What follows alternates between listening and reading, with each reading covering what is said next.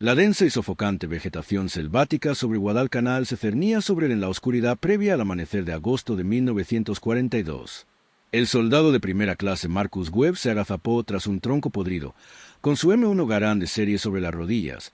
El cargador de 8 balas se sentía repentinamente insuficiente ante lo que se avecinaba. El sabor metálico del miedo se mezclaba con la humedad que impregnaba su uniforme de faena. A su alrededor, otros 23 marines de la compañía Baker mantenían sus posiciones a lo largo del perímetro defensivo, cada uno solo con sus pensamientos mientras los insectos tumbaban en su incesante coro. Las manos de Webb temblaban levemente, no exactamente de miedo, sino de la excitante anticipación que precede al combate. Llevaba 11 días en las Islas Salomón, tiempo suficiente para comprender que los francotiradores japoneses en estas selvas eran algo diferente, algo aterrador por su paciencia y precisión. En su hogar en la Montana rural, Marcus Webb había crecido con un rifle en sus manos antes de poder escribir correctamente su propio nombre. Su padre regentaba un modesto rancho a las afueras de Billings, donde los depredadores y las largas distancias convertían la puntería en una habilidad de supervivencia, no en un pasatiempo. A los 12 años, Marcus podía batir un coyote a 300 metros con la maltrecha carabina Winchester de su padre, un rifle compacto de palanca que se convirtió en una extensión de su cuerpo. El arma era corta, maniobrable, rápida de apuntar y perfectamente adecuada para los encuentros impredecibles que iban desde granero hasta la línea de árboles. Mientras otros niños de su edad se las arreglaban con los pesados rifles de cerrojo de sus padres, Marcus se movía por las colinas de Montana como una sombra. El peso ligero de la carabina le permitía trepar, arrastrarse y disparar desde posiciones que agotarían a cualquiera que llevara rifles militares estándar. Cuando Marcus se alistó en enero de 1942, pocas semanas después de Pearl Harbor, traía consigo una confianza poco convencional en los fusiles que pronto lo pondría en conflicto con la doctrina militar. Durante el entrenamiento básico en Camp Pendleton, los instructores inculcaban a cada recluta la supremacía del M1 Garand, el fusil semiautomático que el general George Patton llamó el mejor arma de combate jamás ideado. El Garand era potente, preciso a larga distancia y su sistema de cargador en bloque de 8 balas representaba tecnología militar de vanguardia. Pero Marcus notó algo que los instructores descartaron cuando lo mencionó. El Garand también medía 110 centímetros de largo y pesaba casi 4,5 kilos completamente cargado. En los ejercicios de combate cuerpo a cuerpo, Marcus se encontraba constantemente enganchando el cañón largo en los obstáculos, luchando por apuntar el arma rápidamente en entornos selváticos simulados. Recordaba la carabina de su padre, cómo se movía con él en lugar de contra él. El cuerpo de marines sí proveía carabinas, específicamente la M1, pero estas estaban reservadas para oficiales, suboficiales y tropas especializadas como operadores de radio y personal de mortero. El razonamiento era fríamente práctico. Las carabinas disparaban un cartucho más pequeño y menos potente que el calibre 30 del Garand. Se consideraban adecuadas para la autodefensa, pero insuficientes para el trabajo de infantería en primera línea, donde la potencia de frenado y el alcance eran primordiales. Cuando Marcus sugirió durante el entrenamiento que las carabinas podrían ser más efectivas en la guerra en la selva, su instructor lo silenció con brutal eficiencia. La doctrina era la doctrina. El Garand era el rifle del soldado de infantería. Punto. Cualquier desviación sugería debilidad, y la debilidad causaba la muerte de marines. Marcus aprendió a mantener la boca cerrada, pero la idea nunca lo abandonó. Guadalcanal desbarató muchas suposiciones sobre la guerra. El terreno de la isla era una pesadilla de densa jungla, empinadas colinas y líneas de visión limitadas que rara vez superaban los 50 metros. Los defensores japoneses habían transformado el entorno en un campo de batalla gracias a su dominio del camuflaje y la guerra de posiciones. Sus francotiradores eran legendarios y aterradores, y a menudo se ataban a las copas de los árboles, donde permanecían inmóviles durante días, esperando el disparo perfecto. Apuntaban primero a los oficiales, luego a los suboficiales y finalmente a cualquiera que mostrara liderazgo. El efecto psicológico era devastador. Los marines aprendieron a moverse con el temor constante del disparo de un fusil, que podía provenir de cualquier dirección y a cualquier distancia, seguido de la muerte repentina de un camarada. La compañía vaquera había perdido a 6 hombres por francotiradores la semana pasada, incluyendo su sargento de pelotón, un marine de carrera recio que había sobrevivido a Haití y Nicaragua solo para ser asesinado por una bala proveniente de algún lugar del infinito verde sobre ellos. Nadie vio al tirador. Nadie vio siquiera el fogonazo.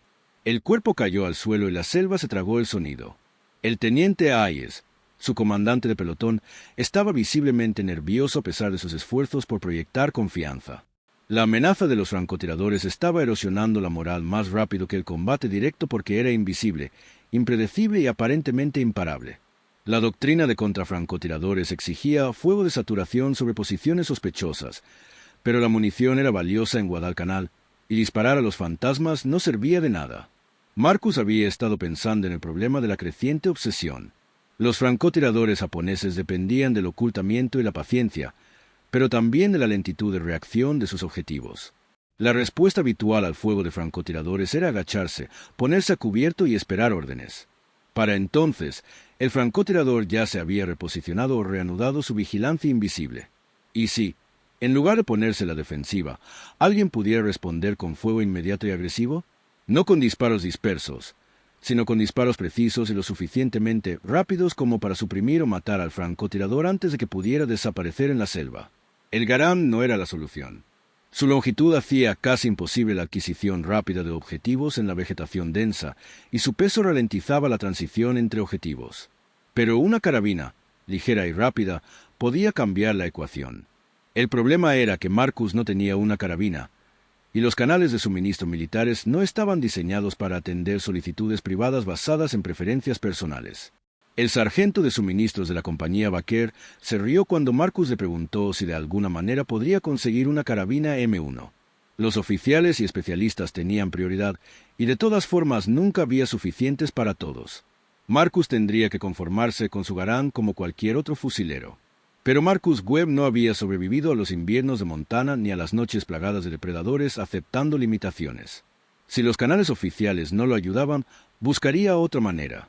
3 días antes del incidente que lo cambiaría todo, Marcus tomó una decisión que violaba todas las normas. Durante un viaje de abastecimiento a la retaguardia de la división, vio una carabina M1 dañada entre una pila de equipo rescatado de un avión de suministro accidentado. La culata del arma estaba agrietada ahí. La mira trasera doblada, dejándola oficialmente inservible y destinada a ser devuelta a un taller de reparación que podría estar a meses de distancia. Marcus esperó a que los empleados de suministro se distrajeran y luego, discretamente, se apropió de la carabina junto con 4 cargadores de repuesto de 15 balas que encontró en una caja aparte, destinada a oficiales. Envolvió el arma en una funda protectora y la llevó a escondidas a su puesto. Esa noche, a la luz de una vela protegida, Marcus trabajó en la carabina con la misma intensidad concentrada que había aprendido de su padre. Reforzó la culata agrietada con alambre y esparadrapo, logrando una reparación fea pero funcional. Enderezó con cuidado la mira trasera doblada usando su cuchillo de combate como palanca y una roca plana como yunque. Al día siguiente, realizó 3 disparos de prueba durante una descarga de artillería, cuando sus disparos quedarían enmascarados por las explosiones. La carabina funcionó a la perfección. Su ligero retroceso y su corta longitud le hicieron sentir como volver a casa después de meses de batallar con el Garand. Marcus escondió el arma debajo de su posición, envuelta en hule, esperando el momento en que pudieran necesitarla. El momento llegó el 19 de agosto, durante una operación que comenzó como una patrulla rutinaria y se transformó en una pesadilla. La compañía Baker tenía la tarea de asegurar una línea de crestas a aproximadamente 1000 yardas tierra adentro de su perímetro defensivo, un objetivo que requería avanzar a través de una de las selvas más densas de Guadalcanal. La inteligencia sugería una presencia japonesa mínima, pero la información sobre Guadalcanal a menudo se equivocaba. El teniente Hayes dividió la compañía en 2 pelotones para el avance, con el pelotón de Marcus al frente.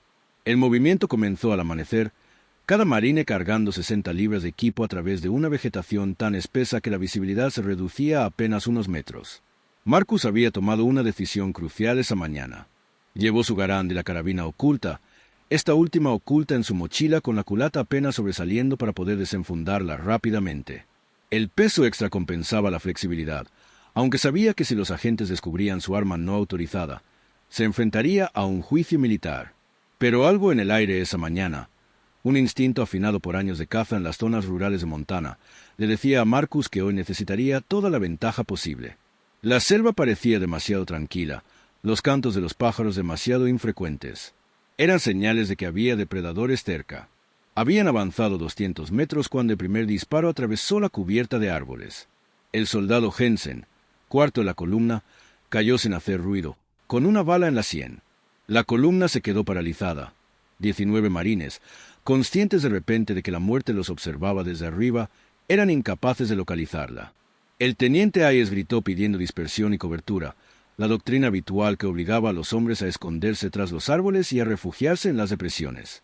7 segundos después, un segundo disparo impactó al cabo Daniels en el hombro mientras buscaba mejor cobertura. El cabo gritó, y el sonido pareció resonar por la selva como un animal atrapado. Marcus no siguió la doctrina habitual.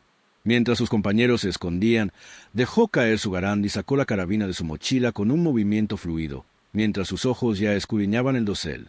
Había notado la dirección aproximada del primer disparo basándose en el movimiento de cabeza de Jensen, un ligero movimiento hacia la derecha que sugería que la bala provenía de su posición de las 10 en punto o superior. El segundo disparo a Daniels confirmó el ángulo. La mente de Marcus calculó automáticamente, como lo había hecho cientos de veces rastreando ciervos y alces entre los bosques de Montana. El francotirador estaba en algún lugar del triple dosel, aproximadamente 30 grados a la izquierda de su línea de avance, elevado al menos 12 metros, usando una posición que les proporcionaba una visión clara del sendero que seguían. La mayoría de los marines solo verían una impenetrable pared verde. Marcus vio patrones, sutiles asimetrías en la estructura de las ramas y la densidad de las hojas que sugerían presencia humana. Unos 40 metros más adelante, a la izquierda, había un enorme bosque tropical con una peculiar formación de copa que proporcionaba tanta elevación como ocultación. Marcus se llevó la carabina al hombro. Su ligereza le permitía apuntar de pie a pesar de la tensión muscular. Se concentró en una sombra dentro de la copa, más oscura que el follaje circundante, aproximadamente del tamaño de un hombre y ubicada donde las ramas soportarían el peso. Disparó 3 tiros rápidos. El disparo de la carabina fue agudo y rápido comparado con el ladrido más profundo del garand. Los disparos no fueron ciegos. Cada uno apuntaba a un punto específico dentro de la sombra, una triangulación diseñada para dar en el blanco o forzar el movimiento. Al tercer disparo, Marcus vio lo que buscaba. Un cambio repentino en la posición de la sombra. Las ramas se movían en un patrón inconsistente con el viento. El francotirador se estaba reposicionando. Marcus ajustó su puntería 60 centímetros a la derecha y ligeramente más arriba, liderando el movimiento, y disparó 2 veces más.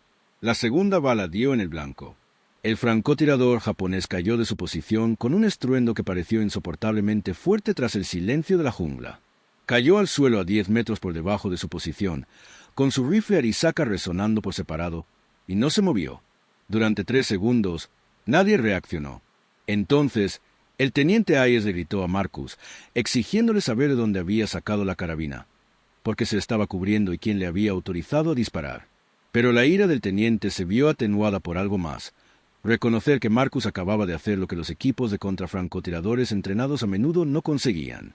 Había localizado y abatido a un enemigo invisible en segundos.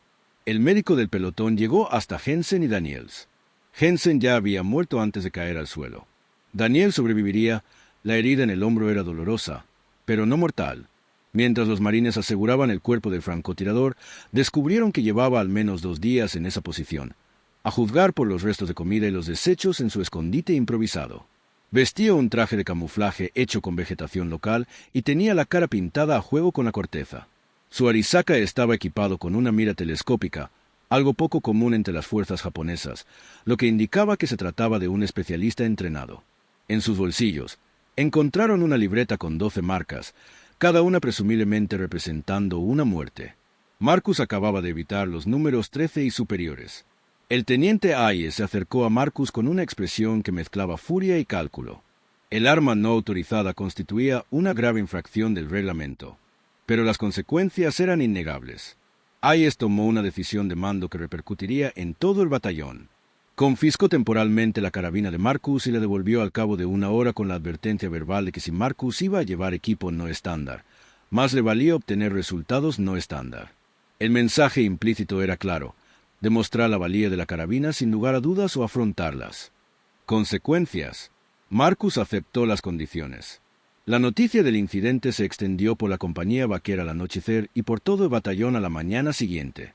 Siendo marines, la historia se fue consolidando. La carabina se convirtió en un poste de cerca porque alguien pensó que la culata encintada y alambrada parecía algo improvisado con materiales de rancho. Marcus se convirtió en el vaquero que trajo a Montana a la selva. Y el francotirador japonés se convirtió en el primero de lo que se convertiría en una leyenda, aunque esa leyenda requirió 8 bajas más para consolidarse. La segunda muerte se produjo 36 horas después, durante una posición defensiva nocturna, cuando un infiltrado japonés intentó entrar en el perímetro de la compañía Baker.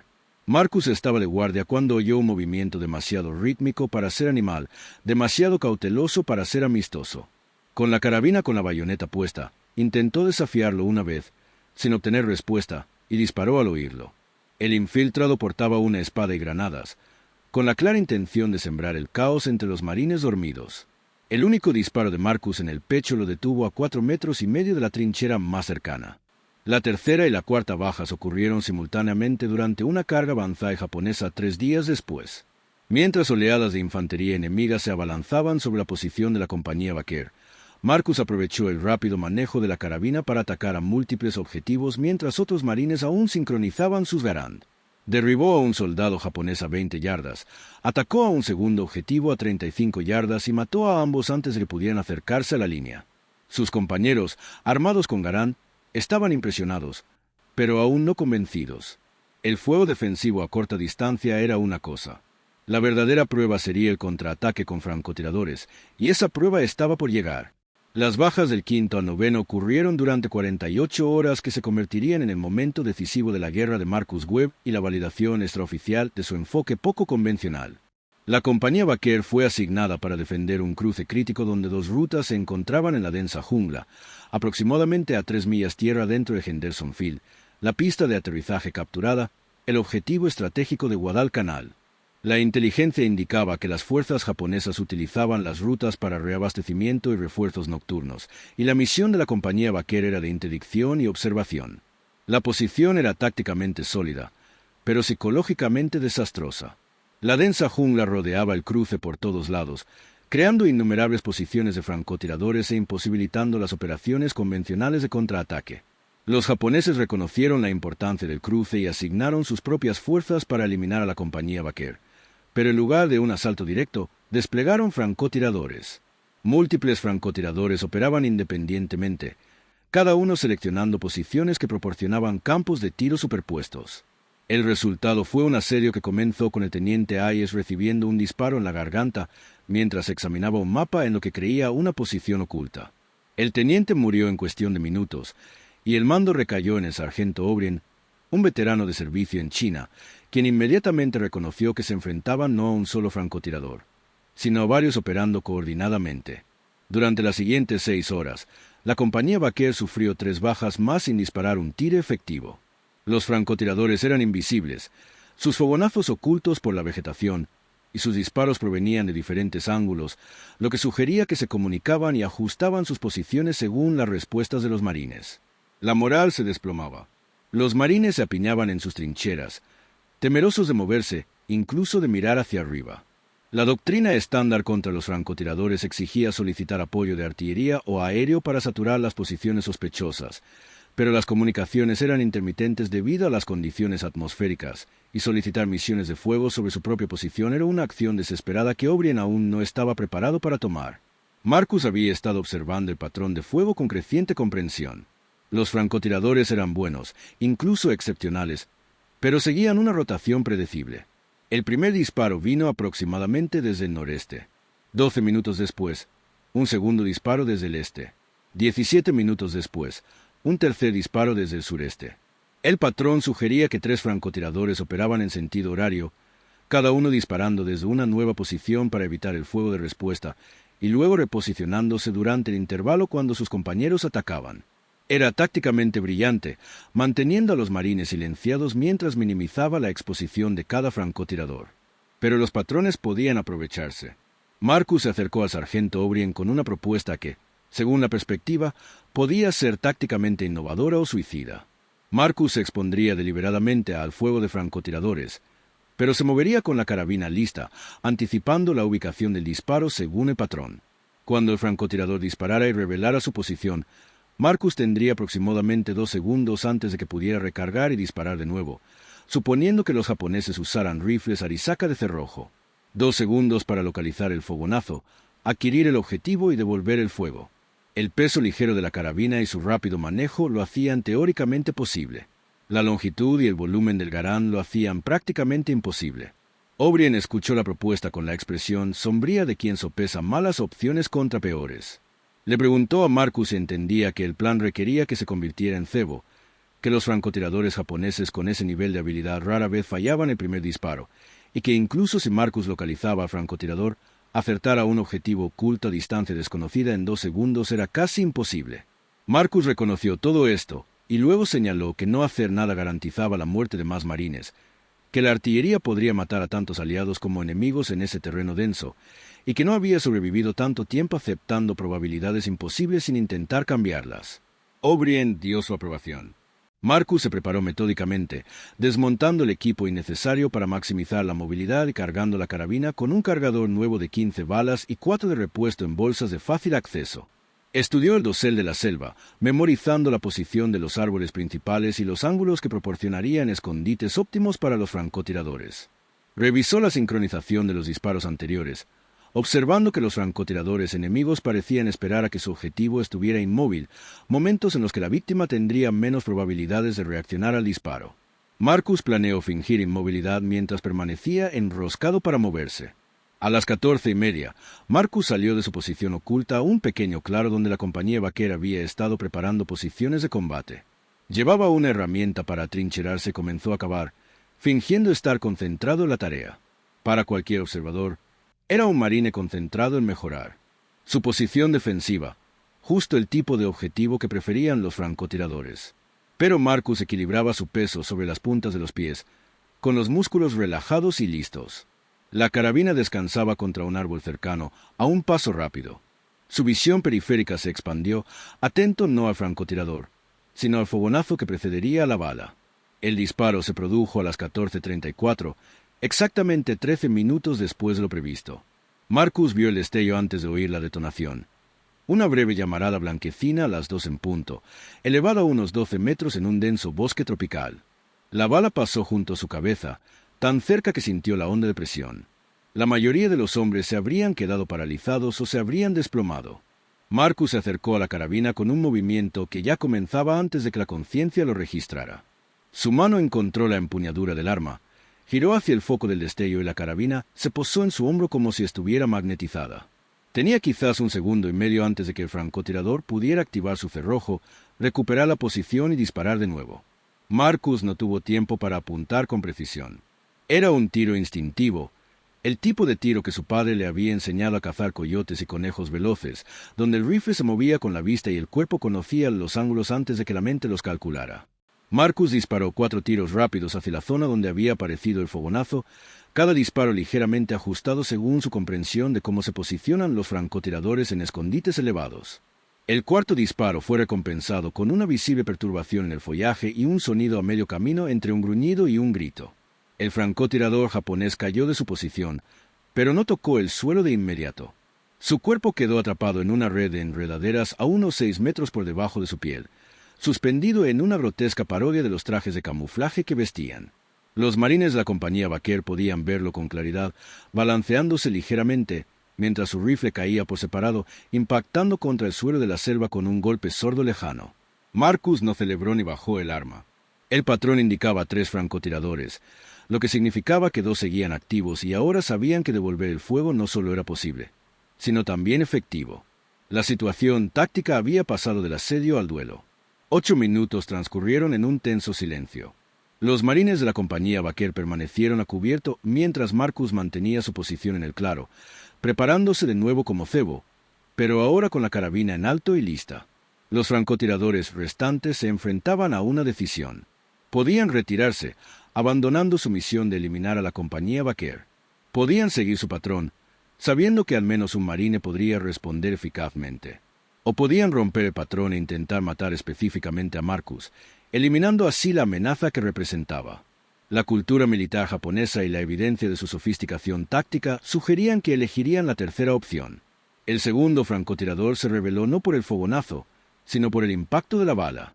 La bala impactó en el tronco de un árbol a 15 centímetros de la cabeza de Marcus, cubriendo su cuerpo con fragmentos de corteza. El tirador había disparado desde un ángulo inesperado, al noroeste en lugar de seguir el patrón horario, y falló solo porque Marcus cambió su postura en el momento exacto del disparo. Pura suerte, pero Marcus prefería la suerte a la precisión. La carabina ya se dirigía hacia el origen del disparo, y esta vez Marcus tenía una idea clara de la posición del francotirador. El ángulo y la altura de la trayectoria de la bala indicaban un escondite a unos 60 metros de distancia en un grupo de árboles que formaban una plataforma elevada natural. Marcus no disparó de inmediato. 60 yardas se acercaba al límite de alcance efectivo de la carabina y disparar a un objetivo incierto desperdiciaría munición y no revelaría nada. En cambio, se movió lateralmente, obligando al francotirador a ajustar la puntería si quería otro disparo. El movimiento estaba calculado para crear una oportunidad, y funcionó. El francotirador volvió a disparar, anticipando el movimiento de Marcus, pero calculando mal la velocidad. La bala impactó en el suelo donde Marcus habría estado medio segundo antes. Pero el fogonazo ya era claro, un punto específico en la plataforma elevada, y Marcus se había estado moviendo hacia mientras el francotirador disparaba el cerrojo. La carabina disparó 3 veces en rápida sucesión, cada disparo apuntando a puntos ligeramente distintos dentro de la plataforma, ya que Marcus no podía ver directamente al francotirador, solo la probable zona de ocultación. Los 2 primeros disparos no produjeron ningún efecto visible. El tercero fue seguido por un grito agudo y el sonido de algo pesado cayendo entre las ramas. El segundo francotirador cayó al suelo y no se movió. El sargento O'Brien, observando desde su escondite a 9 metros de distancia, declararía más tarde en su informe posterior a la acción que el disparo del soldado de primera clase Webb bajo presión fue la mejor demostración de puntería en combate que había presenciado en 20 años de servicio. Pero el combate no había terminado. El tercer francotirador seguía desaparecido y ahora había visto a Marcus eliminar a 2 de sus compañeros. El cálculo táctico había cambiado radicalmente. El tercer francotirador estaba solo, su estructura de apoyo eliminada, enfrentándose a un marine que había demostrado ser capaz de responder al fuego con rapidez y precisión. La doctrina sugeriría que el francotirador se retirara para luchar otro día, pero la cultura militar japonesa de 1942 priorizaba el honor y el cumplimiento de la misión por encima de la supervivencia personal. El tercer francotirador intentaría matar a Marcus sin importar las probabilidades, porque la retirada sería impensable. Pasaron 21 minutos. Los marines de la compañía vaquera empezaban a albergar la esperanza de que el tercer francotirador se hubiera retirado. Marcus sabía que no era así. La espera era una guerra psicológica, un intento de hacerle bajar la guardia o asumir que la amenaza había pasado. Marcus se mantuvo en el claro, con la carabina lista, observando la cubierta de la cabina siguiendo un patrón sistemático que abarcaba todas las posibles aproximaciones. Le dolían los brazos de mantener el arma lista, pero no se atrevió a bajarla. En cuanto mostrara relajación, el tercer francotirador dispararía. El tercer francotirador intentó disparar a las 15 o 17 horas, y casi lo logra. El disparo se produjo desde el suelo, no desde una posición elevada, rompiendo por completo el patrón. Al parecer, el francotirador había descendido de su posición original y se había ocultado entre la espesura, a unos 40 metros de la de Marcus. El ángulo era difícil, abriéndose paso entre la vegetación selvática, pero la bala pasó a centímetros del pecho de Marcus. Solo un ligero giro de su cuerpo, un cambio de postura aleatorio, lo salvó de un impacto en el centro de la masa que habría sido inmediatamente fatal. La respuesta de Marcus fue automática y devastadora. El fogonazo a ras de suelo fue inconfundible, y disparó 5 tiros a la maleza donde se había originado. El cargador de 15 balas de la carabina le permitió un fuego sostenido que habría sido imposible con el cargador en bloque. De 8 balas del Garand. La maleza estalló en movimiento cuando el francotirador intentó reposicionarse, pero había esperado demasiado. El cuarto disparo de Marcus le dio en la parte superior del torso al levantarse para moverse, y el quinto zanjó el combate para siempre. El tercer francotirador se desplomó entre la vegetación que había usado para ocultarse, y la jungla volvió a quedar en silencio. El sargento O'Brien salió de su escondite y se acercó a Marcus con una expresión que combinaba alivio y algo cercano al asombro. En 48 horas, Marcus Webb había batido a 5 francotiradores japoneses, 3 de ellos en un solo combate que rompió un punto muerto táctico y salvó a la compañía vaquera del que podría haber sido una aniquilación total. La carabina que portaba Marcus, el arma no autorizada para postes de cerca que infringía todas las normas del manual del cuerpo, había demostrado su valía sin lugar a dudas. O'Brien tomó una decisión inmediata que eludiría los procedimientos oficiales y sentaría precedente por necesidad de combate. Autorizó a Marcus a conservar la carabina y lo asignó como especialista, designado en contrafrancotiradores de la compañía Vaquer. La noticia del enfrentamiento se extendió por la división con la rapidez con la que se forja una leyenda. Los marines que se habían burlado de la carabina de Marcus ahora solicitaban armas similares. Los sargentos de suministro, que se habían reído de las peticiones de carabinas, se vieron repentinamente presionados por los comandantes de compañía, que exigían la asignación inmediata de carabinas para la lucha contra los francotiradores. El comandante del batallón revisó el informe posterior a la acción de O'Brien y reconoció que Marcus Webb había descubierto accidentalmente una innovación táctica que abordaba una de las amenazas más graves de Guadalcanal. En 2 semanas, se reevaluaron las prioridades de asignación de carabinas y se formaron equipos experimentales de contrafrancotiradores equipados con carabinas en toda la división. Marcus mató a 4 francotiradores japoneses más durante las 3 semanas siguientes, aunque ninguno de los combates posteriores igualó la intensidad del periodo de 48 horas que forjó su reputación. La carabina de poste de cerca se convirtió en un talismán en la compañía Baker, y Marcus se convirtió en alguien a quien los marines jóvenes observaban e intentaban emular. Impartió clases informales sobre tácticas de contrafrancotirador, haciendo hincapié en la movilidad, el reconocimiento de patrones y la velocidad de respuesta que permitían las armas ligeras. Se preocupó por reconocer las enseñanzas de su padre y su experiencia de caza en Montana, desviando la gloria personal, mientras compartía conocimientos prácticos que salvaban vidas. Las consecuencias burocráticas del éxito de Marcus Webb con el contrafrancotirador revelaron la compleja relación entre la innovación en combate y la doctrina militar.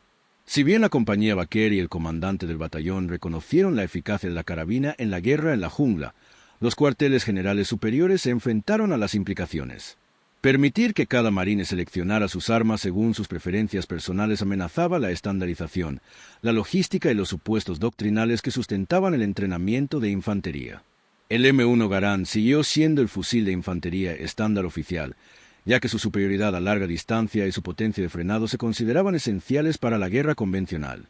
Un coronel del cuartel general de la división llegó a la posición de la compañía Baker a principios de septiembre para entrevistar a Marcus y observar de primera mano la infame carabina de poste de cerca. El coronel era un oficial de carrera que había combatido en la Primera Guerra Mundial y creía en la importancia de la disciplina, la estandarización y la adherencia a la doctrina establecida. Examinó la carabina de Marcus con evidente escepticismo, observando su culata improvisada, modificaciones no autorizadas y el hecho de que Marcus, en esencia, la había robado de un montón de chatarra. Las preguntas del coronel fueron directas y estaban diseñadas para exponer las fallas en el enfoque de Marcus. ¿Qué sucedía cuando las distancias de combate superaban la distancia efectiva de la carabina? ¿Qué pasaba con la reducida potencia de frenado del cartucho más pequeño? ¿Cómo podrían las cadenas de suministro adaptarse a las preferencias individuales de armas de miles de marines? Marcus respondió con la franqueza respetuosa de un hombre cuyos argumentos se basaban en la supervivencia más que en la teoría. Los enfrentamientos a larga distancia eran poco frecuentes en la selva de Guadalcanal, y cuando ocurrían, los tiradores designados con fusiles Garand o Springfield podían proporcionar esa capacidad.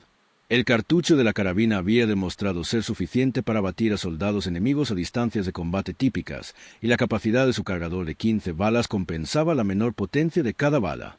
En cuanto a las cadenas de suministro, Marcus sugirió que las carabinas no tenían por qué sustituir por completo los Garand, sino que podían complementarlos en funciones específicas, al igual que el cuerpo ya proporcionaba diferentes armas para distintos propósitos. La clave era adaptar el arma al entorno táctico en lugar de obligar a cada entorno a acomodar un solo sistema de armas.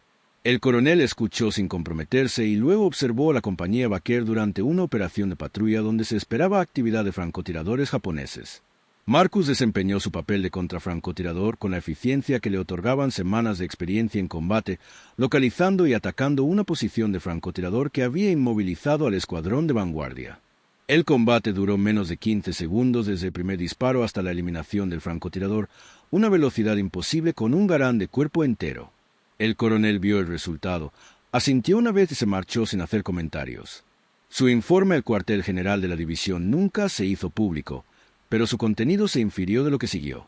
La doctrina oficial no cambió de inmediato. El cuerpo de marines continuó designando el M1 Garand como el fusil estándar de infantería y Marcus Webb no recibió ningún reconocimiento formal ni elogio por sus innovaciones. Pero a nivel táctico, donde las realidades del combate superaban la inercia burocrática, el cambio se produjo de forma natural. Los comandantes de compañía en Guadalcanal comenzaron a solicitar mayores asignaciones de carabinas, y los sargentos de suministro encontraron maneras creativas de desviar carabinas hacia unidades de infantería que oficialmente no debían recibirlas. Los oficiales subalternos que regresaban de Guadalcanal a los comandos de entrenamiento traían historias de carabinas de postes de cerca y del marine que había convertido un arma no autorizada en una herramienta que salvaba vidas. Estas historias influyeron en la forma en que esos oficiales pensarían posteriormente sobre la selección de armas y la flexibilidad táctica. La guerra personal de Marcus Webb continuó hasta noviembre de 1942, cuando la compañía Vaquer fue rotada frente a Guadalcanal tras 4 meses de combate continuo. Acumuló 9 bajas confirmadas por francotirador, 3 de ellas en un combate de 48 horas, que formaron la base de una leyenda que lo acompañaría durante el resto de su servicio. La carabina de poste de cerca se la llevó consigo, aunque para entonces ya había sido reconocido oficialmente en su lista de equipo después de que el sargento primero O'Brien presentara la documentación que autorizaba retroactivamente su posesión. La carabina mostraba signos de desgaste por el uso intensivo, con los refuerzos de la culata desgastados y su acabado desgastado por la humedad de la selva, pero seguía siendo funcional y precisa. Tras Guadalcanal, Marcus participó en las operaciones de Taraba, Saipán y Tinian, siempre portando su carabina y sirviendo en funciones de contrafrancotirador o de reconocimiento donde las características del arma le resultaban ventajosas. Su número de bajas aumentó, aunque nunca mencionó cifras específicas y evitó las preguntas sobre su reputación.